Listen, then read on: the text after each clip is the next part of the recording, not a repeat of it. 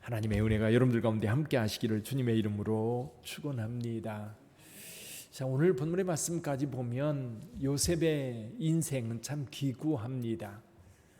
어렸을 때는 아버지의 사랑을 받아 유복하게 자랐다고 볼 수 있지요. 유복하게 자랐는데 형들의 미움을 받아서 노예로 팔렸습니다.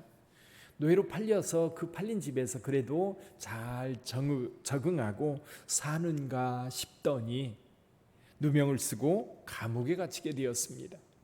자, 감옥에 갇혀서도 그래도 어느 정도 살 만큼 이제 그래도 어떤 인정받으면서 살고 있는데 기회가 왔어요. 기회. 그 기회는 어떤 기회예요?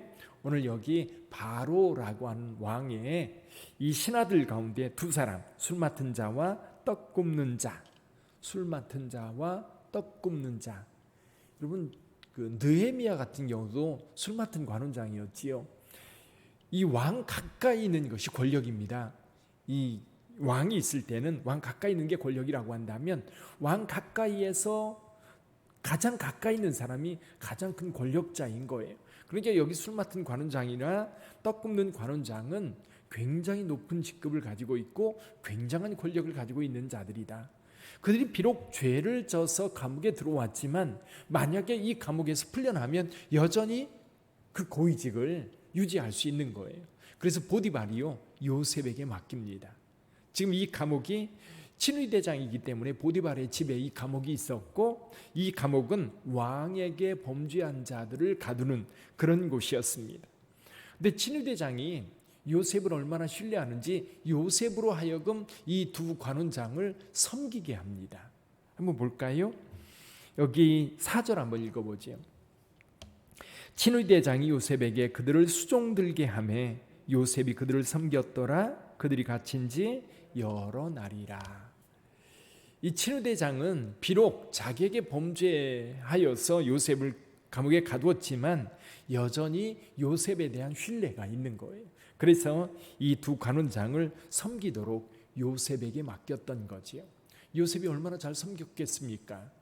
근데 하루는 요셉이 이 떡 맡은 관원장과 술 맡은 관원장에게 들어가 보니까 근심빛이 역력해요. 그래서 물어봤습니다. 왜 이렇게 걱정무심이 많으냐라고 물어봤더니 둘 다 꿈을 꿨는데 꿈을 해석할 자가 없더라. 그래서 서로 꿈 얘기를 했던 거예요. 꿈 얘기를 했는데 도대체 이게 무슨 꿈인지 이해할 수가 없었던 거지요. 근데 요셉이 이렇게 말합니다. 8절 한번 읽어볼까요? 8절 같이 읽어봅니다. 그들이 그에게 이르되 우리가 꿈을 꾸었으나 이를 해석할 자가 없도다. 요셉이 그들에게 이르되 해석은 하나님께 있지 아니하니까 청하건대 내게 이르소서. 아멘.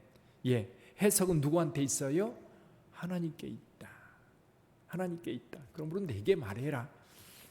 그 얘기는 뭐냐면 하나님과 지금 이 요셉은 소통하고 있는 거예요. 하나님과 늘 교제하고 있고 그 하나님과 함께하고 있다는 얘기지요. 술 맡은 관원장이 이야기를 합니다.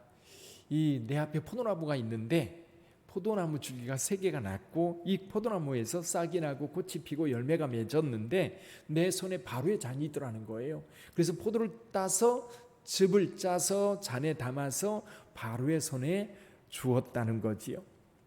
요셉이 아주 명쾌하게 해석을 합니다. 13절 한번 볼까요? 지금부터 사흘 안에 바로가 당신의 머리를 들고 당신의 전직을 회복시키리니 당신이 그 전에 술 맡은 자가 되었을 때 하던 것 같이 바로의 잔을 그의 손에 드리게 되리이다.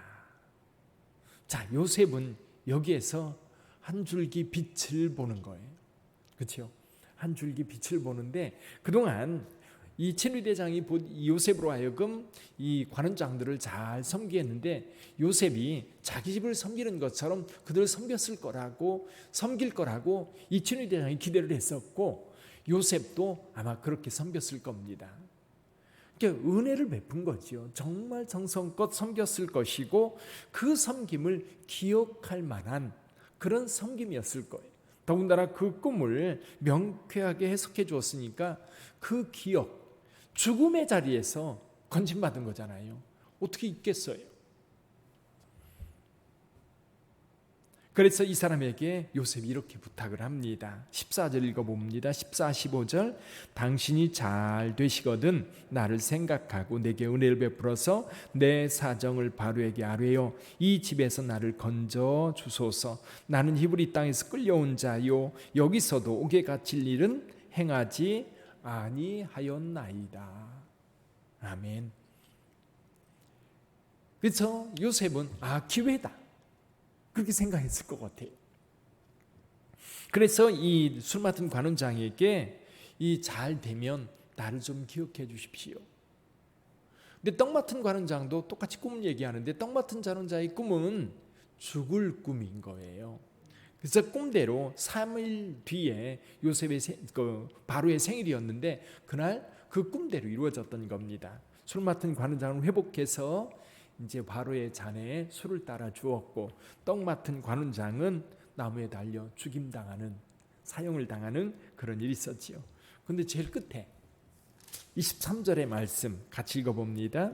술 맡은 관원장이 요셉을 기억하지 못하고 그를 잊었더라. 아마 요셉은 감옥에 갇혀 있으면서도 언제나 이 술 맡은 관원장이 소식을 전해올까 기다리고 또 기다리고 또 기다렸을 것. 기회라고 생각했을 거예요. 하나님께서 자기를 위해서 이 새롭게 자유를 얻을 수 있는 기회. 그러나 인간의 뜻대로 되지 않지요. 하나님께서는 요셉을 다시 2년 정도 더 이 감옥에 두십니다. 자, 요셉은 하나님을 믿는 자였어요. 하나님께서 그에게 꿈을 주신 이후에 이 꿈에 대한 마음을 계속해서 품고 있었을 거예요. 그러니까 어렵고 힘든 상황에서도 하나님께서 뭔가 나를 통해서 이루실 하나님의 역사, 하나님의 섭리, 하나님의 뜻이 있을 거라고 그는 확신했을 거예요. 그러니까 현실에 적응하고 현실에 최선을 다할 수가 있는 거예요. 어떤 사람들이 이렇게 생각합니다. 여기서는 적당히, 여기서는 어때요? 최선을 다해서. 근데 이제 가끔 청년들이 취직을 합니다. 취직을 했을 때에 회사 생활이 어떠냐라고 물어보면 이렇게 말하는 친구들이 있어요. 직장 생활 편해요 라고 말하는 친구가 있어요. 여러분, 직장 생활은 편하면 안 됩니다. 거기 일하러 들어간 거지 편하러 들어간 거 아니에요. 그래서 의무로 군대 생활하는 우리 사병으로 군대 가는 친구들이 군대 가서 편하다 그 말은 이해가 돼요. 억지로 끌려간 거잖아요. 군대라고 하는 것은 의무로 군대 가는 사람들은 가고 싶지 않은데도 대한민국 국민으로서 장정이라면 당연히 갑니다. 거기 가서는 어려운 일을 할 수도 있고 쉬운 일을 할 수도 있어요. 가능하면 사람들은 그때는 쉬운 일을 선택하고 싶어 할 거예요. 그러나 내가 내 삶을 살아가는 직장에서는 편하면 안 됩니다. 편하려고 직장에 들어갈 거면 놀면 돼요. 그렇죠? 그러나 내가 일하러 들어갔으면 최선을 다해야 되는 거예요. 그리고 우리의 인생이 우리 하나님 앞에 주어졌다고 한다면 요셉과 같이 어떤 상황 속에서도 최선을 다해야 됩니다. 그래야 길이 열리는 것 같아요. 비록 지금 여기 요셉이 이 술 맡은 관원장이 잘 되었음에도 불구하고 잊어버렸지만 기회가 있을 거예요. 결국 이 술 맡은 관원장에 의해서 애굽의 총리가 됩니다. 그 끈이 거기 있는 거예요. 그러니까 이런 기회가 하나님께서 때때로 주셔요. 저와 여러분들에게도 마찬가지입니다. 기회가 있어요. 그런데 그 기회를 우리는 최선을 다해서 이제 그 기회를 잡으려 하지만 그 기회가 오히려 내가 최선을 다함에도 불구하고 떠날 때가 있어요. 그때는 내 때가 아닌 거예요. 그러나 어쨌거나 최선을 다해서 내 삶에 집중하고 하나님이 맡겨주신 일에 집중하고 하나님의 역사에 집중하다 보면 그것이 지금 당장이 아니라도 이루어져요. 마침내 하나님께서 역사하셔요. 그 역사하실 때 하나님께서 이를 위해서 여기까지 우리를 이끄셨구나. 제가 볼 때는 아마도 요셉이요 이 감옥에서 배울 게 더 있었던 것 같아요.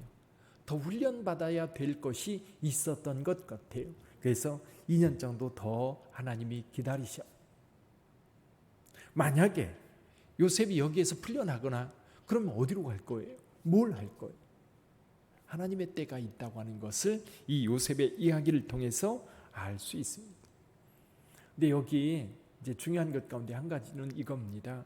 하나님께서 그를 형통하게 하셨다는 겁니다. 보디발의 집에서도 형통하게 했고 이 감옥에서도 형통하게 했고 나중에 애굽의 총리 대신이 되었을 때도 하나님께서 그를 형통한 자로 이끄셨어요.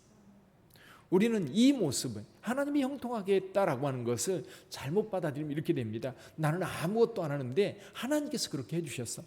우리가 다 지난 다음에 이렇게 고백할 수는 있어요. 우리가 최선을 다해서 내 삶을 다 바쳐서 주의 일을 했는데 나중에 이루신 것을 보고 돌이켜서 내가 한 것이 아니라 그것은 하나님의 역사였습니다 라고 우리는 고백할 수 있어요. 그런데요, 사실은 현실은 우리가 최선을 다하지 않는데 하나님께서 우리를 통해서 역사하지 않는다는 사실을 알아야 해요. 이게 믿음의 왜곡이거든요. 하나님을 믿는다라고 하는 것이 잘못 사람들의 생각 속에 들어가면 여러분 나는 가만히 있고 나는 아무것도 하지 않고 가만히 있는데 하나님이 하셔. 이렇게 이야기하는 경우가 가끔 있어요. 그래서 사도 바울은 어떻게 해요? 게으른 자들에 대해서 굉장히 싫어합니다. 그래서 사도 바울은 일하기 싫어하거든. 먹지도 말라고 이야기를 하는 거예요. 요셉을 통해서 배울 수 있는 것은 그거예요. 최선을 다하니까 하나님께서도 기회를 주시고 하나님께서도 그를 형통한 자로 세우셨던 거예요.